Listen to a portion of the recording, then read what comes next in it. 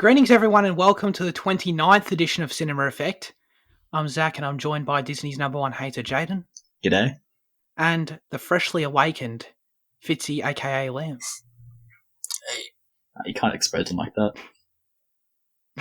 That's okay. How tired are you right now? Is this really difficult for you that you have to launch right up into this? No, I'm fine. Got my energy back. I'm good. Oh, good. Okay. Because I'm just asking because I know that if it were me, I would definitely need an hour to wake up to function on this. I'm not like a morning person either, but I'm fine. But it's not in the morning. Yeah. Yeah, but I assume the same logic would apply, right? I get, yeah. Can't wake up in the morning. Yeah, I suppose so. It's just whenever you wake up. Anyway, well, for the uninitiated, this is Cinema Effect, the podcast where we review and talk about a different movie every single week. The show posts every Monday. You can find us on YouTube, Spotify, Apple Podcasts, and Amazon Music now. Please subscribe on all those things. If you enjoy the show, leave us a rating, 5 stars. If you have an iPhone, you have the Apple Podcasts app automatically on your phone. So you got no excuses. Leave us a 5-star review. And apparently, I'm told, helps the show grow. So do that, please. Follow the Instagram page as well. And submit your questions, thoughts, reviews for next week's film for us. We can chat about it at the end of next week's show. Do that in the YouTube comments section. Our question of the week this week, I realise that Fitzy has no idea what it is either, but that's fine. We're doing, what is your favourite Asian film? Let us know in the YouTube comments section, and we'll read them out next week. This week, though, we're reviewing The Godfather, which opened in the US on March 24th, 1972. It was directed by Francis Ford Coppola. Its genre is a crime drama, and its synopsis is the aging patriarch of an organised crime syndicate transfers control of his clandestine empire. I've never encountered that word in my life, but I would presume it just relates to the word clan. Does anyone have any idea what that word means? I think it's pronounced clandestine. Clandestine? I don't Yeah. know what it means. Okay, cool. No, yeah. Damn it. Oh, well. His clandestine empire to his reluctant son. Wow. So we watched The Godfather. This is part of our franchise reviews. We'll be checking out part 2 next month, part 3 the month after. But Jane, you haven't seen the movie before. So what were your first thoughts? I thought it was great. I proper loved it. I thought it was. I mean, it's just a masterclass in tension. Like every second scene is just so. It's so unnerving as it just builds and builds and like there's a constant release, but there's always a tension there, and I just loved it. And I mean, like a few weeks ago with There Will Be Blood, we talked about the fact that I couldn't get behind Daniel's character because I just couldn't get behind his motives. But whereas in this film, these are bad people that I can get behind, and I actually appreciated them.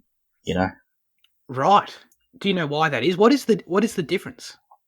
Well, because when we're talking about There Will Be Blood, we kind of brought it down to the fact that behind any admirable quality that Daniel Plainview had, I personally saw a malevolent factor behind it. Like you talk about how he's a family man, but he's only a family man, to further sell his business, or how he's driven, but he's only driven by such and such.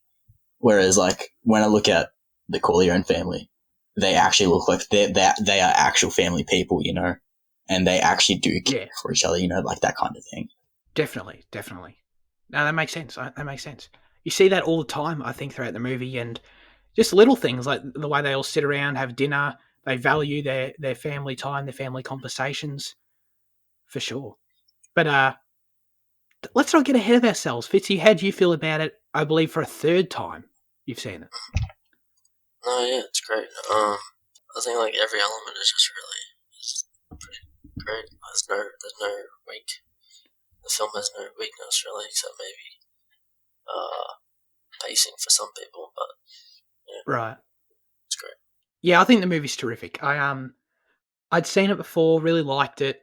I liked it much more this time. I kind of realised this time how much just the plot went over my head, apparently, because the amount of characters, and watching it with subtitles this time, I actually understood who was who. I think the first time I was completely lost on who the hell, Paulie and Luca and so on and so forth, who these people are. But I really got that this time. And I don't know, I was really absorbed in the movie. I thought it was great. My only, I do have issues with the pacing. The pacing's weird. I remember my first thought after the first time I watched it was, why the hell did we go to Sicily for 30 minutes? And that was my takeaway from the first viewing, is the Sicily segment was really long. Watching it this time, that's not really accurate at all. The Sicily segment's totally fine, actually. I don't know where that came from. My more issues with the pacing kind of come with jarring time jumps that just happen. And when you spend so long in a particular time period, and then a jump just kind of happens without it really being communicated to you super clearly, it was a bit crazy for that. But no, I thought the movie was bloody awesome though. Should we? Yeah, I don't know. I feel like it's always good to start with like the obvious parts of what makes these movies kind of iconic, I guess. Marlon Brando is that for this movie, right? Like, there's tons of other little things, little moments that I've just seen so much in pop culture that I would presume all derive from this.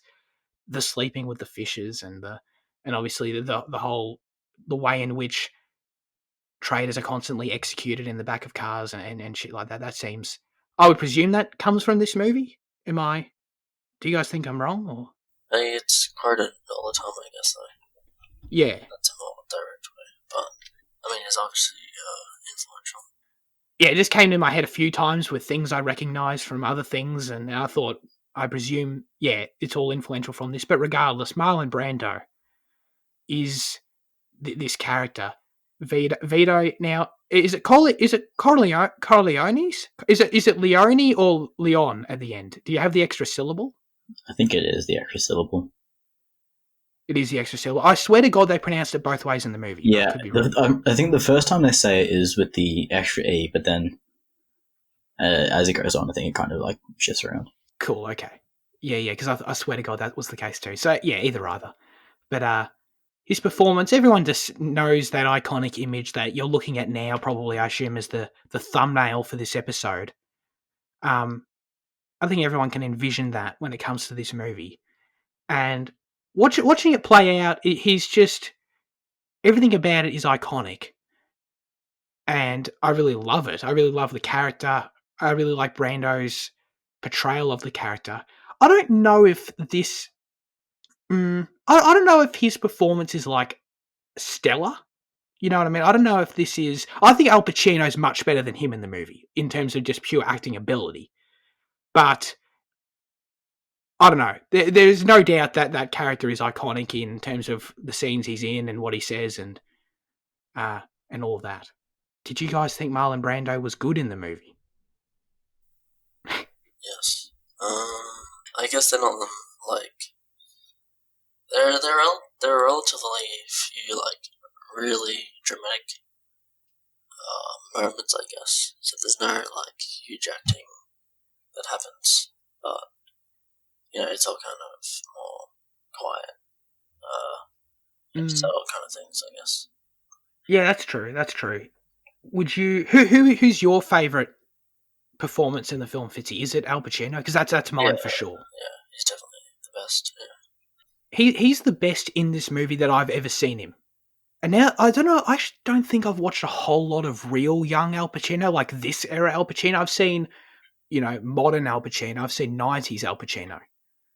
But he's the best I've ever seen him in this movie. Did you like him, John? How did you feel about him? Yeah, I thought it was great. I love the path they took with his character, because at the start of the film, I just thought he was going to stay kind of, that Puritan. I didn't think he was going to become involved in the business. Although, I mean, all it takes is to really look at, the poster for Godfather 2 and you'll know. But it kind of skipped my head. So I really loved seeing him kind of go down this path, which I wasn't really expecting. And, I mean, it is kind of the rise and fall of the family, in the film. And I would have loved to see, I mean, obviously it would have made the sequel very difficult because, but I would have loved to see a final fall of his character at the end of the film. You know, I would have, because, the christening scene is the christening scene is brilliant. It's so bloody tense, and it's just, it's a wonderful climax for it. It's brilliant. And it kind of, before you mentioned about like not knowing which character's which, in that scene, I couldn't tell who was who either, and I'm not sure if you were meant to be able to. So when you saw everyone suiting up and getting ready for, this hit, I wasn't sure whether it was, for the Tatalias and Barzini, or if it was for the Corleones. And I was kind of really hoping that the hit was going to be on the Corleones, and we're going to see Michael die. Because I just thought that'd be a brilliant end to the film, but it's a minor issue, but like I still like what they did. But like personally, I would have preferred if they got rid of Michael there. Cool. Yeah. Well, that I don't know. That might still happen. I haven't seen any of the sequels. That'd be cool. But yeah, I don't know. Like this, Michael's arc is this movie really? Like everything else about the movie. The movie has great scenes, great acting. It's generally entertaining to watch. But in terms of what this narrative is, it is that arc that Michael has, going from, war vet who wants nothing to do with this, who's looked down upon by his family, who's not looked down upon by Vito, but is perceived to be not made for this for this business, and that transformation is so satisfying to watch, from start to end. And I friggin' absolutely love the final scene in the movie. Him lying to Kay about what happened. I mean, that really does begin with the christening scene, absolutely. And then goes into the final scene. And the shutting of the door is brilliant. It's so good. And it's just, I don't know. I feel like, I assume it already is, but this should totally be studied in film schools of what a character arc is and how to execute it, because it's bloody perfect. Yeah, I think it's like, it's a fall from grace kind of arc as well. I think Right. Scorsese's kind of fall is kind of like a literal, like something happens, but it's like he's kind of doomed in this life. Like, yeah, it's like an ethical fall as opposed to a literal one. Yeah, it can definitely be seen as that. I also kind of see it as someone becoming who they were meant to be, kind of thing. He was like it is. It was meant to be that, though. I mean, Vito tells him he never wanted him to be that. I didn't think it was meant to be that. That's true. He does say that, because I mean, like, he is the war hero, and to see him corrupted in this way is kind of tragic, I guess. But like, I mean, like, in doing so, he does gain other values in terms of, I guess he does he does gain a closer attachment to his family and other shit like that. Yeah, that's a good point. Vito seems in the movie to care for Michael more than the others, because I know, there's a few times when it starts at the wedding. I really like the opening wedding scene. That's another thing that changed from my first viewing. I remember the first time I'm like, Jesus, this wedding's going forever. And I think it's still a bit long, but regardless, like I really love the purpose it serves in the narrative. To see Michael there with Kay, clearly the outsider at his own family's wedding, wearing his war uniform, kind of disconnected from the business that's taking place inside and all that. I really like that. But, there we see Vito concerned about where Michael is in the photo. From memory, I think when Vito wakes up after being wounded, he asks about Michael first. So he clearly is concerned about him in that way. But yeah, I don't know. I also saw it the other way than you did, Jaden, just because when you look at all of Vito's sons, and the film really focuses on, the succession of this crime family, there's not really anyone else that's right for the job. You know what I mean? Like that we got Sonny, and he's like clearly from the start way too rash about this entire thing, way too hot-headed, and that's what gets him killed. You've got Tom, who I love. Tom, he's probably my favorite character in the movie. I had no idea that Robert Duvall played him, just because he's, everyone's so young in this movie that I just can't tell like who they are. And the same goes for Diane Keaton. Keaton had no idea she was in this movie. But Tom doesn't really work just because, he's not a blood relative. Who else is there? There's Fredo. Fredo, right? He's a son? Yeah. Actually, yeah, to be fair, what's up with Fredo? Like, I feel like he's kind of discarded in the movie. He's not really around. I mean, he was Just- there when Vito got shot, so they probably just got rid of him for that reason, he couldn't do anything there. That's true. But even then, like, was he driving Vito around? Is that the role he's kind of relegated to? For that day, he was, because the body. Oh, the guy was sick. Yeah. Yeah, that's right. Okay, no, that's fair. He was also in, like, the meetings, and he was, like, around. Okay. Yeah. I'd probably consider him because I feel like from the point when Vito gets shot onwards, Fredo's not really in the family mix that much because he goes off to Vegas and he's mentioned a lot. But regardless, yeah. So I don't know. Maybe my argument's flawed. Maybe Fredo is up to the job. I don't know. But regardless, keeping in mind Tom and Sonny, who are the main players that we're seeing Vito talk to and deal with on a daily basis. I don't know. I feel like Michael's clearly the best choice from them. Out of those two, anyway. Well, like Fredo's definitely not like mature or like smart enough. I guess he just isn't. They kind of bring him down in the movie. Like they kind of talk down a bit in the movie as well. When Vito is talking about like how he didn't want him to be, he said, "Well, Fredo is just Fredo, and something too rash and all this." So, in terms of Succession, yeah, Michael makes the most sense. But going into this family, I didn't know. Going into this film, I wasn't aware if that what was exactly going to happen. So, that's why I would have liked to have seen the character die at the end instead of become, the next patriarchal figure. I think his death makes perfect sense as to where his story would go, and like I said, maybe it does go there. But I don't know. I don't know if I would have wanted it in this movie. Yeah. Because you also get the formation of the next crime family of I think like Tessio and Clemenza, because because they're a new family. Had the Corleones been wiped out, it would make sense that they'd kind of come into that position. Personally for me, I would like to have seen that kind of happen. Yeah, that'd be interesting. Yeah, that's a thread that is just kind of thrown out there towards the end. I wonder if that comes back in the sequels. What are some other standout things? Did you guys like the wedding scene? I mentioned I liked it. Yeah, I love the wedding scene. I thought starting on a close up of that dude's face, I forgot.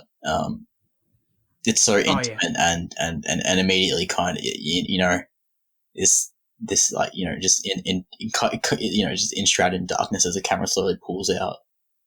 It's a brilliant start to the film and to that sequence and the contrast of the festivities outside and what's being requested on the inside and the way they kind of just reveal everything within that sequence that you need to know to really set you up. It's just perfect. Definitely. And even before that, I love that. But just when the main theme kicks in right at the start and get the title, that gave me chills the second time. I was like, damn. I feel like I'm in for a trip right here. That shit was dope. I love the just the music in general in the film, the way that it's able to have the Italian influence, and it's so evident in each of the pieces, really, and each, throughout the film, you're always kind of grounded to Italy, Right, yeah, I liked it a lot. I loved how I felt like in almost every scene, or at least in every major scene, that there was some sort of remix attempt. I know remix sounds wrong for this kind of music, but rework. There was some altered rework. Yeah, that's better. Or some altered version of the main theme, which I always like. I think that's I like the main theme, but I think I don't know if there's a problem with the film. It's not a problem, but I would have liked more variety in the soundtrack. It's pretty much just that main theme, repeated in different ways. That's fair. That is mostly what I noticed. It's still good though. yeah, when you got a main theme that good, just keep using it. Yeah, it's like Vinny said with the good, the bad, and the ugly. You know that. Yeah, exactly. Oh, God, that's damn. There's a lady who works in the office that working with my dad who's got that as her ringtone, and every like few days it goes off, and it's like so hype for me to see. I'm sitting there doing work, and I just hear that shit. The scene when I'd completely forgotten about when immediately following the wedding scene, we get Tom going off to LA to talk to the film producer, and as this was happening, like it feels kind of drawn out. We see Tom flying there and driving there and talking to the guy. I forgot his name, the studio head, and Waltz. well, yeah, that's it. And as this was happening, I was kind of like, "What are we doing here? This is a bit strange." And then, of course, it all climaxing in the horse head was great. I'd only remembered it when we cut to the bedroom. I was like, "Oh, right, no, that makes sense." That made it worthwhile. That was really cool. There was so many things about this film that I knew beforehand, but because I'd never seen, I never knew how they came in. Like I knew about the horse head, Yeah, but I always assumed like it was kind of like the thing for the Corleone family that at the end it was kind of like a big threat. Like I thought it was going to be a lot later and more significant. And like like the line of leave the gun, take the cannolis, and look how they massacred my boy. Like all these things, I knew going, but I never knew how they fit in. And like seeing them, seeing them work. Yeah, absolutely. Just always super cool moments. And like at the end of the day, like, did that have to be in the movie? Not really. It's not really central to anything happening. Doesn't it really only advances that Johnny character, that singer character story, but not that, we ever really give a shit about him. But it is those iconic moments and those really cool moments that make it worth it. The novel it's based on is all fiction, right? It's not. There's no element of realism, is there? Not to my knowledge. Because maybe it's based on real things. Like Johnny Fontaine and the film producer. Surely that's not real, right? I don't think so. Isn't that supposed to be based on the Frank Sinatra story, who was like rumored to have been brought up by the mob or like helped by the mob? But also, the film, there was like actual mobsters who were like consulted in the film, and they like were on set sometimes and making sure that the lifestyle wasn't portrayed too. It was portrayed in an elegant way. Yeah. My most tense part of the movie was probably... There's definitely a few, but like probably the hospital. The hospital's a weird scene. Like I like it a lot. I appreciate what Michael is clearly resourceful. Shows him to be very light, very very quick on his feet, figuratively, in terms of coming up with a plan to ensure that his father's protected in there. It's kind of weird that there's no one around in the hospital. It's kind of a bit distracting. I get it works for what the scene's trying to be and being kind of really dark and tense, but it was a bit weird. But I really like that scene. It's really all dingy and dark and shit. It was creepy. Do you guys have any favourite scenes that we haven't mentioned? I guess just Michael's shooting scene in the restaurant.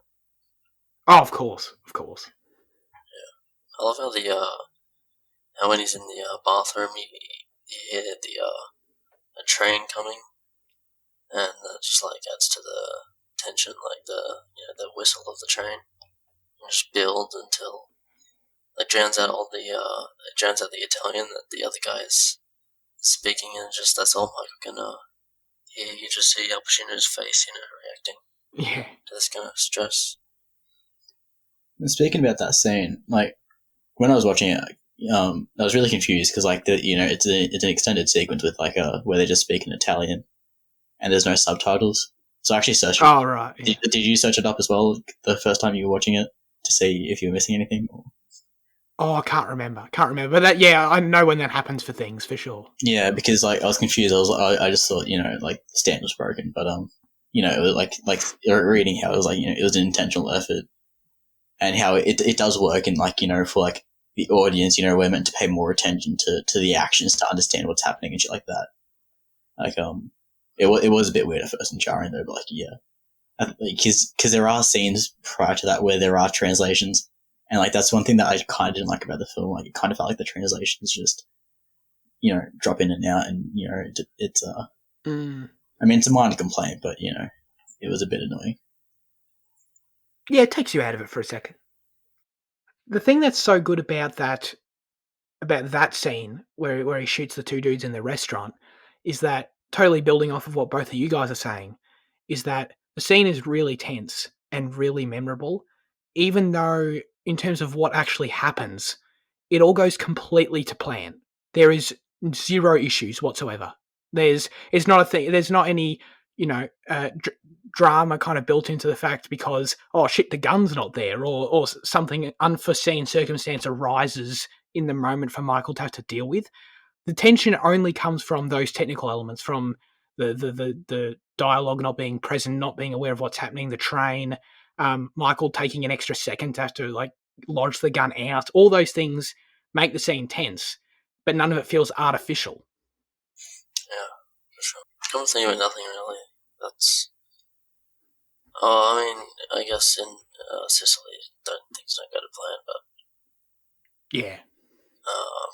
After that, things go to plan. Dude, I was pissed when he married Apollonia. I mean, like, I can't believe he did that to Kay. I know, right? He really was a dick to Kay, wasn't he? Yeah. You know what I mean? Like, I know he was like trying to be fulfill his, I don't know, what gender role or just role in the family or whatever you want to call it, of just, not saying I love you to her. But it's like, even other than that, though, it was like, damn, shut her down, didn't respond to her. She was like clearly desperately trying to contact you. Then you just rock back up 3 years later and it's like, yo, do you want to like come back to me? Yeah. Especially when he said he'd already been back for a year. I was like, what? I was like taken aback in that moment. I'm sure Kay was too. I was like, what the frig? Dude. Yeah. What a dick move. Good job with like chucking the audience in her shoes for that one. Yeah, he threw me for a loop on that one.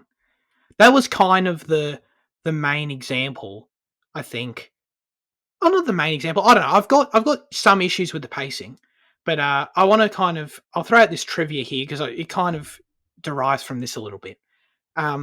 Francis Ford Coppola turned in an initial director's cut that ran 2 hours and 6 minutes. Paramount Pictures production chief Robert Evans rejected this version and demanded a longer cut with more scenes about the family. The final release version was nearly 50 minutes longer than Coppola's initial cut. This is one of the few examples I think I've ever seen of a director's cut being much shorter and the studio wanting more scenes added. And I'm not necessarily like fully against this. I know I feel like I take the role of the runtime person on this show, and I don't really mean to do that all the time.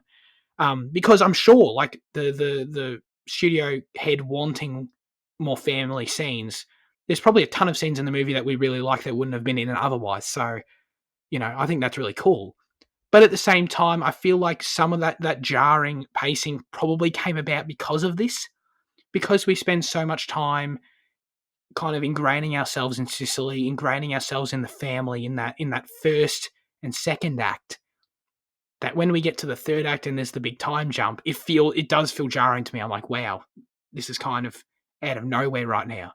Whereas I feel like if the movie was going along at a much quicker pace for all those other things, it wouldn't really be as strange, if that makes any sense. Yeah, I personally couldn't imagine this film at 2 hours. There's just way too much. Because, I mean, like, cutting 50 minutes from a film is more than just... I mean, that's going to be more than just cutting the family scenes. That'd have to cut a lot. I mean, like, it'd probably shave off a bit of Sicily. It'd shave off a fair bit of LA and, like, Las Vegas and shit like that. And, like... Yeah. Had it not been there, obviously we would have known how significant it is, or, we wouldn't have really cared, but knowing it's there, I'd never want it to be removed. Yeah.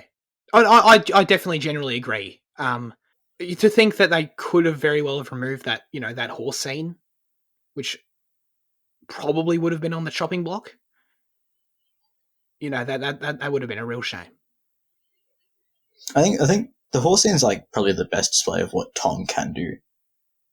Yeah. And like, yeah, it's it definitely would have been a shame for that one to be removed. Yeah, totally. And Tom's just, I don't know, I love Tom. He's great. He's just kind of super loyal to the family. I really like Duvall's performance. He kind of has a charisma to him. He's the one that, for the most part, is getting his hands dirty in these situations, but seems super likable, despite not being a blood relative. Has the respect of everyone around him. I really dug him. He got hard shafted by fucking Michael. I mean, I know. Couldn't believe I was disappointed. I mean, it makes sense, but still. Yeah, it's a shame. I mean, one thing that I love with Tom, I mean, it's minor and it wasn't even really him, but I can't remember who was in the other scene. I think it was the Turk dude. But when he calls him an Italian Sicilian or whatever, he's a nickname, and he goes, I'm German Irish, and he corrects to you crap Mick. It was just something small and funny that I appreciated. I mean, just to get the other negative out of the way. I mean, to be fair, the pacing thing is very minor for me, honestly. I'm for the most part with Jaden. It was just that time jump was strange. But I wouldn't want much removed from this movie either. But there are some weird edits in this movie, all right? I'm Zach's back at it again with these. But and it's mainly just scene transitions is really all it is. When we get the look how they massacred my boy line from Marlon Brando, and he's giving his performance. And I think that seems really good.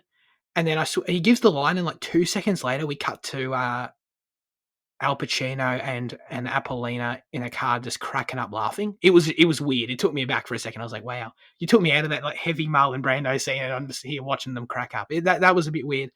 And then there was a very minor editing mistake when they cut to Las Vegas, and the film loves a good crossfade, which I appreciate. I love a good crossfade too. But there was one little bit where you could see the shot underneath the transition, the frame was frozen for a second, so the scene hadn't started yet. I don't know if I'm making any sense, but if you go by frame on the movie, the shot that was being faded to hadn't started moving yet, if that makes sense. I just noticed that. Ultimate nitpicks of this amazing movie, but I need to throw them out there to be balanced, guys. The other significant time jump that occurs is the 3 months that pass of the game war, and we only kind of see a few newspaper headlines to pass the time. Are you fine with that one? Yeah, I'm fine with that one.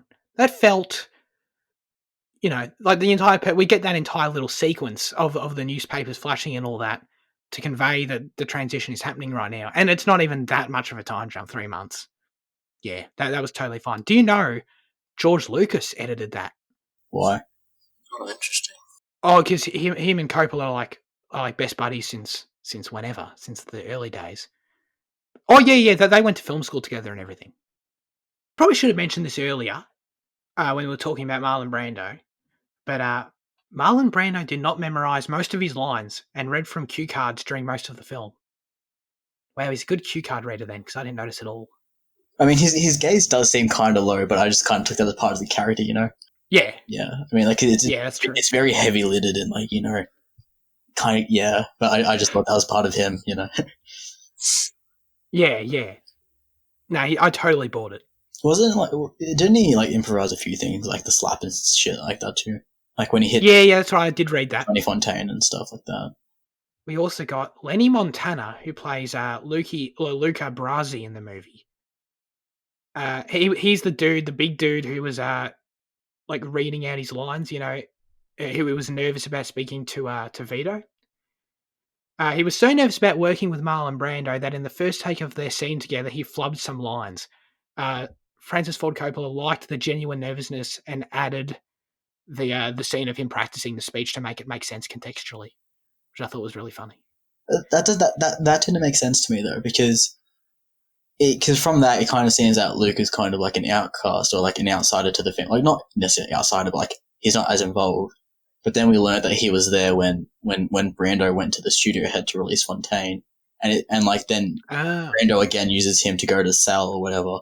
So it seems like Brasi's kind of a go-to muscle man. They refer to him as for a bit. So it doesn't make sense as to why he'd be so nervous there. Yeah, damn, that's true. Yeah, that doesn't really make any sense, does it? Hey. Oh, well. I thought the moment was really cool. I thought it was really funny how, he still stuffed it up when he got in there. I love the Brando playing with his cat in the opening scene. Funny you mentioned that, Liam. The cat held by Marlon Brando in the opening scene was a stray that Coppola found. Yeah, he was holding a stick of balls. It was a stray that Coppola found while on the lot at Paramount Pictures. So yeah, good for that cat. Yeah. Well, mega famous. But didn't Brando find it? True. Oh, that's funny you say that. I had always thought that too. IMDb says Coppola found it. I don't know which one's true. I'd also always heard that Brando found it. But Brando played with it on set. Yeah, that's right. It seems really loving for a stray cat. It does. I don't have experience with I don't have a lot of experience with stray cats, but maybe they just need a good loving. They're probably desperate for hugs. Mm-hmm. I noticed a few times the sound design wasn't great. I don't know. I just kind of chalked that down to the 70s era of filmmaking. Yeah, exactly. I didn't really think much of it. I just noticed it a few times with some of the punches and some of the vehicles and shit. It sounded pretty off, but yeah, it didn't really take it. Didn't really, I'm not taking that away from the movie really. In terms of Goodfellas versus this film, like how do you guys feel? Because I mean, like to me, this beats Goodfellas in every fucking way possible. Like just characters, story, just the way everything was handled. How do you guys feel? I think it's definitely better. I don't know if I like it more though. Well, I definitely like part 2 more. For starters, but oh, that's good. Although this is the more essential one, I guess. But I don't know. Because before you mentioned like the fact that like both directors kind of had consultants with like mobsters and real people that had been involved in organized crime. But to me, it feels like this film had a lot more. And like because like you said it was to ensure like this film wasn't portrayed in like a fantastical nature, and it kind of feels like this film was handled better. Because to me, like Goodfellas just seems so high energy and extra, and I think like like the real people came out and said this like certain scenes were very exaggerated.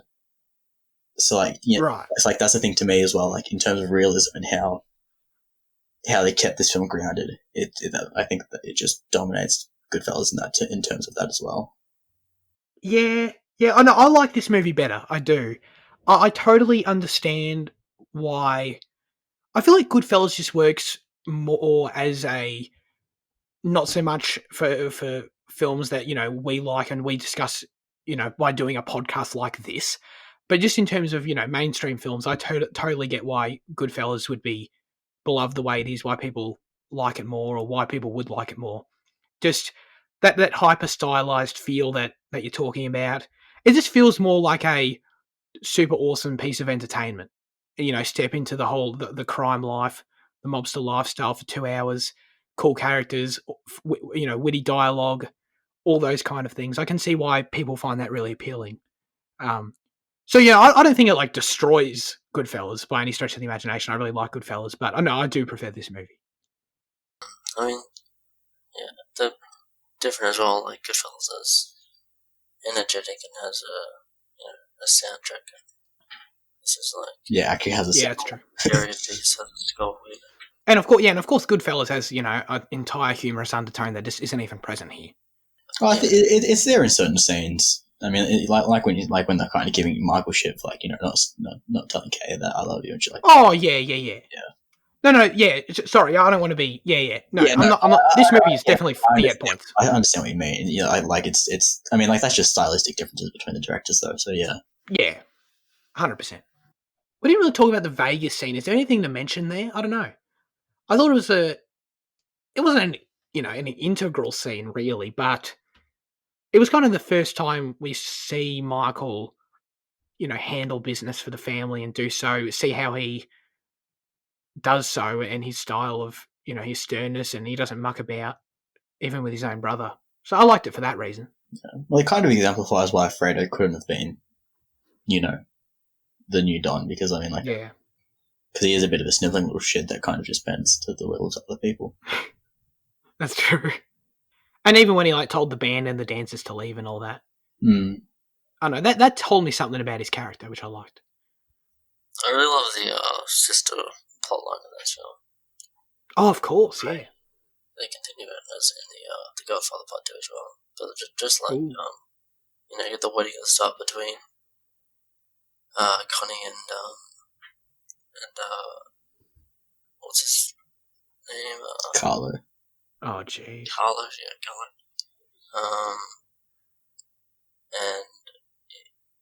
And yeah, Carlo's like manipulated by the Manzinis or whatever, and I just love how Sonny dies because he goes. You know, they basically plan for him to get angry and go to drive to Carlo's house. Yeah. Slaughtered. Yeah, he got wrecked, dude. That seemed a bit excessive, the amount of gunmen they had there, but, you know, do whatever you like. I guess they had to prepare for if he had any other dudes there with him. I really, I love the locations used. Like both, you know, the Italian ones and New York. I mean, like, you know, the city was great, and like then, like, you know, the Corleone house, and you know, I like the locations they selected were great. Yeah, they were really good. Yeah, especially I really liked the house a lot. Mm. You did get a feel for that place and kind of how it was laid out. The only kind of major component of the film we're missing here is just the fact that Marlon Brando carks it. I don't really know if there's anything to say about that though. He just passes out. I love the way he He has dies. dementia. Yeah, Yeah. it's Yeah. Yeah, and I'm happy he didn't die in you know in the assassination attempt, or it wasn't like a blaze of glory. It was with his family, and I think, you know, his family is what's most important to him. Like that's unmistakable. Like, I mean, like that's evident from the start. It's more important than the business. Is his family. So like dying with his grandson, and as you know, as he's trying to teach him, and you know, it's a great scene. Yeah, it is a great scene. That's probably my favorite scene. Very good. What are you guys going to give The Godfather out of 10? I'll give it an 8 out of 10. It's a great movie. is the only thing, what's holding you back, would you say, from higher scores? Is it just that it doesn't connect with you as much as higher tier movies? Yeah, I guess so. Like, I've given it a 9 before, so I guess I just didn't enjoy it as much as I did last time. But, Right. you know, still amazing. Definitely, Jad. I'm going to give it a 9, and it's not really because of any faults that I've mentioned, because the faults I've mentioned are rather minor to me. But it's like you just asked me about, like that final level of connection to give it a 10 wasn't there for me. I mean, it's very bloody close. It really should probably deserve a 10, but I mean, like, yeah, just holding it at 9 for the moment. Yeah, I'll give it a 9 too. I think the movie's excellent. We talked about it at the start, but I just want to triple emphasize the thing I love about this movie is its narrative, is its script. And that is just, I think the story of this film works on all levels. You know, I think it has your high level, you know, really cool, memorable, iconic mobster moments that we've talked about at plenty. It has kind of intriguing political betrayal subplots and things going on with the different crime families, you know, to keep maybe other people hooked. But then, of course, it has the main central arc of Michael, which really is the heart of the entire thing. And I think the story working on those 3 different levels is absolutely terrific. I nitpick the editing, whatever. Doesn't really matter that much at all. But I will echo that it doesn't fully connect with me as something that, you know, I'd love to rewatch all the time or anything like that. So yeah, I'll give it a 9 too. Now let's get into news chat. We've got a couple trailers this week. We got the WandaVision trailer for Disney Plus, this MCU show. The MCU is apparently potentially getting something in 2020, which is, you know, exciting. We thought maybe we'd go this entire year without anything for it. But you know, the poster only says, and the trailer only says coming soon. So it could get pushed to next year, but the 2020 is the plan regardless. Did you guys see this trailer? Because I liked it. It didn't really tell you a whole lot about The show though did. I feel like I don't know. I feel like it's. I've heard Kevin Feige talk about it before, so I don't know. Maybe I have more context, but I definitely have an idea of what's going on. Because I haven't really heard much about it at all. So like to me, it was just a compilation of the two of them in different eras, and then it kind of seems like we might get to discover a bit more about Vision or some shit. I don't know, It definitely does seem confusing on like a surface level, but did you like the trailer though? Yeah, it piqued. It was average. It kind of piqued my interest a bit, but no, I couldn't really get fully behind it. Sure. I just really like the unique visual style and the unique. This story seems to be pretty unique, and what it is, if anyone doesn't know, is apparently it's after Endgame, Vision's dead. Spoilers, and Scarlet Witch is like creating some sort of I don't know weird magic bullshit. I don't understand any of her powers at all, but whatever she's doing, and she's like creating these alternate realities to try and just be with him and see him again. So that's why it's all kind of really messed up and weird, and why they're in like a sitcom kind of thing. But I think that sounds pretty cool. It's like I'm thinking of ending things. So it's like she's. Is it? It's like he's in her head. Character. Oh right. I don't know if you're going to hate it. 3 out of 10 already. Yeah. But did you like the trailer, Fitzy, at all? I don't think I watched it. Okay. I did, but I don't really remember. I remember it was like a black and white, like suburban 50s. That's right. That's it. Yeah. The shot of Vision walking through the street kind of still was stuck with me. Yeah. I don't know why, but like that stuck with me. It's a cool shot. Oh, definitely. I think this show's going to deliver on a lot of that kind of thing, where it's just really strange, abstract shots, things that we don't really associate with the MCU, and I think it's going to be cool for that reason. I think we're going to get weird things like that because it stuck with me too. He's in his like his comic book costume, isn't he? Yeah, and like the way the colors contrast so starkly between like the greyish background and his bright color. Yeah, I don't know. It's a cool shot. Yeah, it was. Yeah. This show's going to be 6 episodes. Don't know how long they'll be. Maybe Mandalorian length. I don't know. But dude, I'm into it. I'm definitely going to watch it. If it's only 6 episodes, 50, yeah. Yeah, definitely. Yeah, not much of a time commitment, and I do want some MCU fix. We haven't had anything since July last year. So, do we know if it's going to be dropped at once, or is it going to be episodic, like week by week? We don't. Yeah, we don't know for sure. But to my knowledge, Disney Plus has never done a drop all at once, so I suspect not. Okay.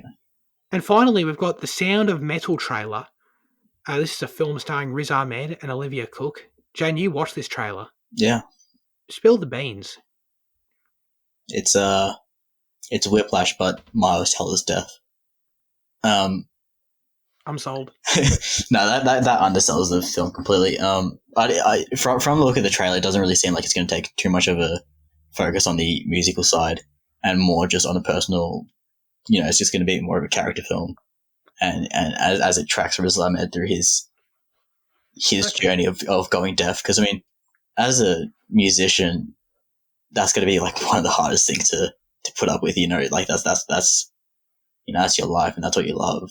And losing your hearing is going to suck. So, like in the trailer, we see his frustration and his gradual acceptance into it, and how he's going to learn. Like, perhaps like I'm not really sure how what's going to happen too, but it looks like he's going to overcome it. And perhaps he's going to keep performing.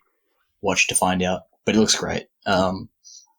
Riz Ahmed and Olivia Cook are both great. Have you seen The Night Of? Yeah. I haven't. No. Yeah, that's great. So like they're both great actors, and I'm really keen to watch that. Yeah, I mean this sounds interesting. That sounds like a pretty cool premise. Dude, that would be trash. Imagine losing your hearing. That'd be like me losing my vision. Like, what would I even be doing then? I could still do this podcast, but I can't watch any movies. So, all right. Now it's time for our highlights of the week. Did we didn't determine an order yet, did we? Liam first. Oh, yeah, true. Yeah, we'll do that. Yeah, good. Fitzy, what have you been watching? What did you watch? I rewatched Nolan's Dark Knight trilogy. Wow. It's the Batman films where with Christian Bale's I've heard of these movies. yeah, and I guess the highlight is Dark Knight Rises, but I don't want to talk about the movie. That's lame. I want to talk about the also the Dark Knight Rises Blu-ray. I put that in, and there's a lot of aspect ratio changes on the Blu-ray that I noticed. So basically, Nolan shot about half an hour of IMAX 70mm. Actually, I don't know if it's like 70mm, but IMAX film footage for The Dark Knight, and then he shot like 45 minutes for The Dark Knight Rises. And basically, IMAX, the IMAX aspect ratio is like, taller than is wide. It's like 1.78 to 1. Yeah. And the rest of the film is in like 2.4.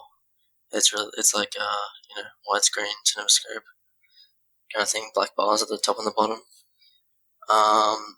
And so like watching it, sometimes there's like the city shots were like IMAX, and then most of the normal scenes were just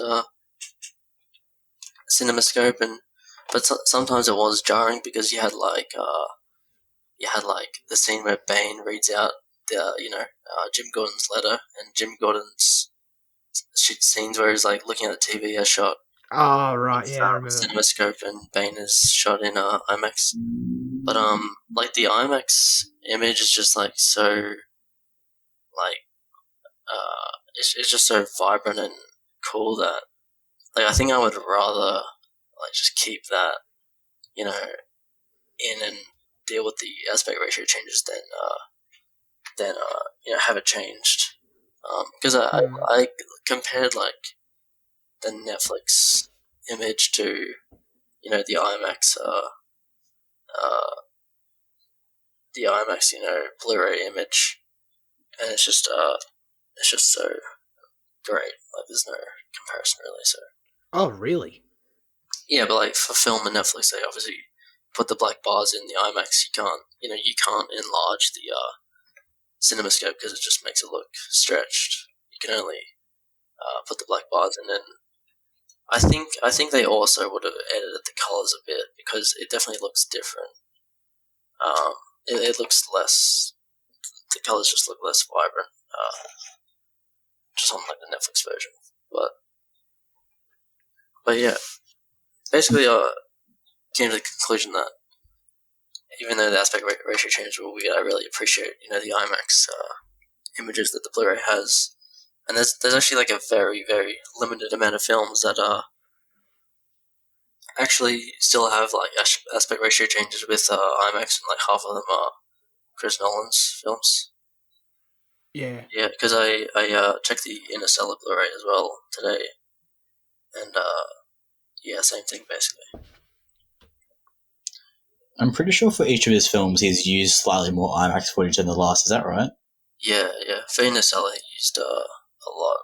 And I know the other reason he doesn't use it all the time is because the camera is so massive that you're restricted in what you can do in terms of movements. Yeah, and it's very expensive and stuff.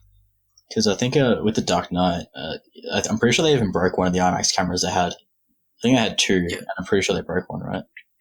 They broke it in a Tumblr explosion scene. I mean, he also uses just digital IMAX for other sequences, but yeah, the film IMAX is like where it's at. Well, thanks for rubbing in that you own The Dark Knight Rises on Blu-ray. Do you go next, Jaden? I think I do. I watched Edgar Wright's A Fistful of Fingers, which was like his first feature film, and like it's a student film, really. I mean, like it's made on like no budget, and it's just his mates, like that like did everything, and like it's a Western spoof, right? It's A Fistful of Fingers, it's a fistful of dollars, and it's with like a kind of like a Monty Python-esque comedy blended with like Edgar Wright's comedy, and it's a western, but it's all shot in England. So I mean, like, it really is like technically it's absolute shit. But like in terms of like what's like in terms of like the substance or like like even the story like bare bones. I mean, like it's just it's just it's a generic story, but that's the point. It's a spoof. But where it excels is its comedy. And like I was reading reviews for it, and like the comedy is pretty divisive. I don't know. I think we've had this discussion before, but whatever. Either are they? Yeah. But like I just thought it was so funny. A lot of people say it was absolute shit house, and I understand why, because it definitely doesn't go with today's standards, because it is a bit racist and a bit not PC. But I mean like, it's hilarious. I mean, not all the jokes land, but like 90% of them do, and they're just really funny. When was this made? 95, I think. And then he spent a few years doing like I think he made Spaced next, which is like a TV series, and then he made Shaun of the Dead after that. He took like 9 years between like his feature films. Right. Wow. Very good. Very good. Yeah. It's on YouTube. Sorry, Jane. I was just saying that it's on YouTube. So if you want to search it up, give it a look. I mean, that sounds good. I'm not sure if that's official or if it's just like rips, but there's about 20 of them that you can find. Cinema Effect does not endorse piracy. Yeah, maybe cut that part. No, it's fine. Cinema Effect does not endorse piracy. We are just simply highlighting the fact that it is on YouTube. That is it. Yeah, don't We're allowed to say that on YouTube. Don't search a fistful of fingers into YouTube. Stop typing it now. Stop. All right. What did I watched The Devil All the Time, same as Fitzy last week. You can go back and listen to his thoughts if you want, because mine are pretty similar. I think the movie's great performances, great narrative that kind of brings all these characters together in a really, really interesting way. But I don't know, Fitzy. You said something last week about seeing criticism regarding excessive violence for kind of and what the point of that was, and that had me thinking too about kind of what the movie was really about.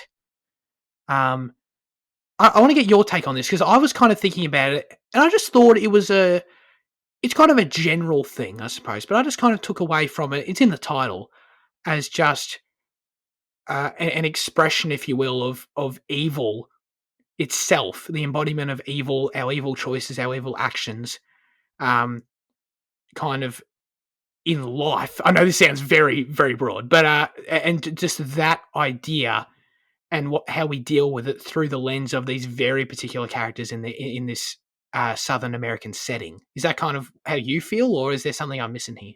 Yeah, I guess that's kind of how I feel. Okay. Like, in terms of like religion, it was kind of used it in this like one-sided kind of way, but like it wasn't supposed to be like an exploration of religion in a way, even though sometimes it hinted that it was. Right. It was I get conflating that. Yeah, what you said, like more about just evil, but like religion does play into that in the movie, so it's kind of confusing. But yeah, no, totally, because that was also my first thought. I was like, is this a critique of religion? Because you're totally right. So much of the shit that goes down in the movie is just tied to religion so heavily, including like one of the opening shots of the movie being like the crucifix thing. It's like it seems so like obvious that it's strange. Then when I did sit back and think about it, I was like, I don't even know if that's really the case. It was a strange one that it was all so heavily tied to that. So maybe, yeah, I agree with you. That is a bit confusing. Unless it is meant to be a critique of religion, which I don't know.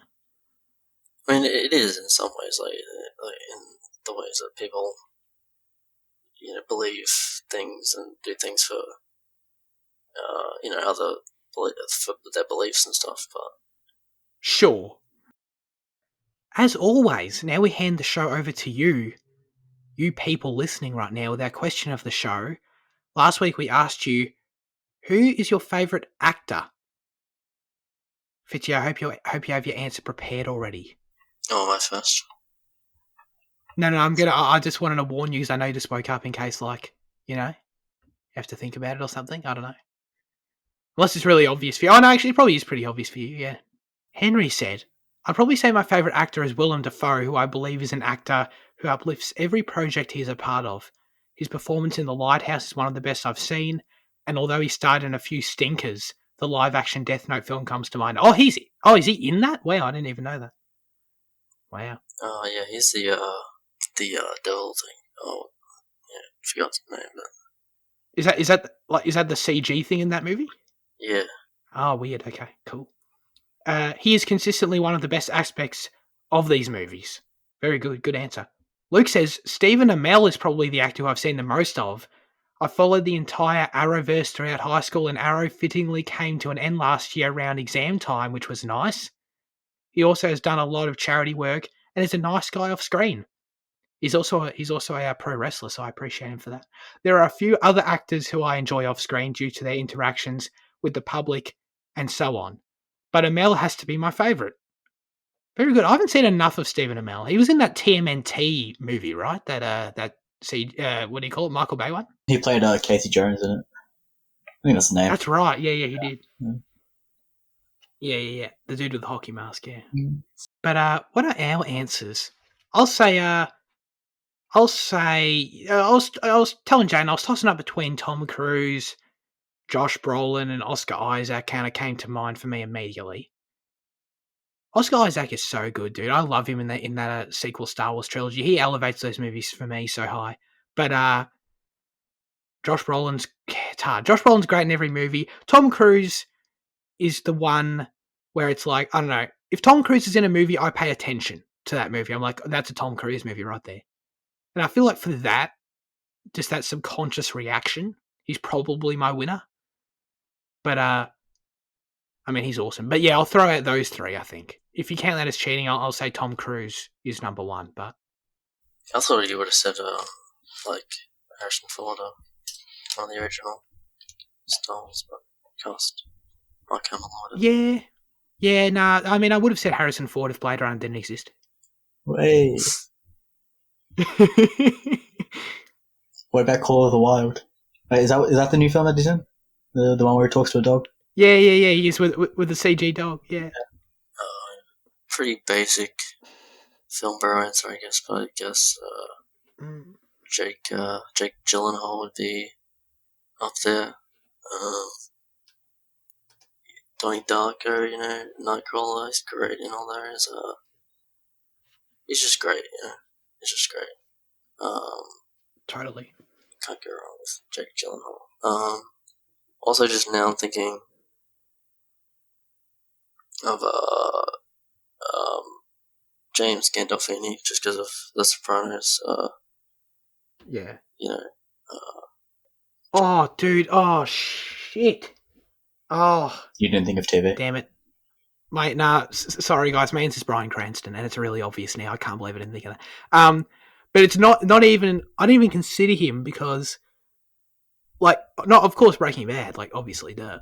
But, everything else I've ever seen him in too. He's just super diverse and super great at everything. He was great in in that Kevin Hart movie, whatever it was called. The one where he's in a wheelchair. You're talking about the remake of The Untouchables, aren't you? Yeah. That one. He was great in that. Anyway, Bryan Cranston is my answer. Sorry, I take it all back. Thanks, Fitzy, for reminding me. James Gandolfini is a top tier answer too. I'll also say Brad Pitt just for the Tree of Life and Assassination of Jesse James with a Coward report. Yeah, good one.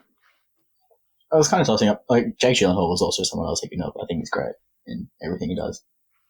J.K. Simmons was another one that comes to mind. Mm. And, I mean, obviously, at the forefront of that would be, Whiplash and Juno and Burn After Reading. But he also voices a character in, The Legend of Korra, which is, he does a really good job, just, voice performance there. But, I think my answer is actually going to be Riz Ahmed, who we mentioned earlier, but, oh, wow. He's fantastic in Nightcrawler as Jake Gyllenhaal's counterpart. He's brilliant in The Night of, as I already mentioned, and he's also in this British comedy called The Four Lions, which is one of the funniest films I've seen, and it's just so brilliant. And he's a great actor, and he's also an MC as well. And he makes great music. He's just a good person overall. Oh. So, yeah, Riz Ahmed. That's sick. He's amazing in Venom, of course. Everyone loves that. And Rogue One. And Rogue One, yeah. Still haven't seen Venom. Yeah. Venom. I thought, were you doing the Eminem song there? Venom, Don't watch it. it's fun. Isn't Anyway. it fun, though, Zach? It's not fun at all, guys. It's Actually, really not. talking about Venom, I mean, Tom Hardy. Jeez, Tom Hardy's brilliant. Oh, yeah. Not in that, but yes, he's good. Yeah. Anyways. Thank you all for tuning into Cinema Effect this week. We appreciate your time. Fitzy, what are we watching next week? We're doing another TV show season episode. Twin Peaks season 1, which is on Stan. Indeed, we warned you chumps some weeks ago, so we know. At this point, I'm sure at least 10 of you. Have already started watching. What do I normally do now? Say bye. Oh yeah, say bye. Yeah, that's the part where I end this shit. All right, cheers, guys. Appreciate you. Yeah, that's it. I must say the edit's been doing a weird thing. I don't know if anyone's noticed it. Maybe Luke's noticed it because he listens to the whole thing. Where the right at the end here, when I say goodbye, it loops. Have you noticed that? Yeah, I didn't realize it was a recurring thing because I've only listened to a few of them, but I remember like a few weeks ago is when I first heard it. Yeah, it's been doing it by default. I thought it was funny the first few times, so I left it in, and then it did it again last week, and I'm like, okay, I'm going to take it out this time. So I'll probably take it out this time too. Actually, no, now that I've mentioned it, I'll leave it in. Wait, what is it? Is it the fade out thing? Yeah, well, when I say, for some reason, when I say goodbye, like right now, when I end it, the last word of what I say, like, repeats 5 times. But I don't even have to do anything, it just does it. So the audience hears me say goodbye. Anyway, yeah. That one was real. That was just that. Yeah. Anyway, but I just wanted to say that because so anyone listening right now knows that if it happens right now, it's because it was there. If it doesn't happen, it means the program didn't do it. So it's in your future's hands now. Okay. All right. Here we go. Ultimate test. Ready? Goodbye.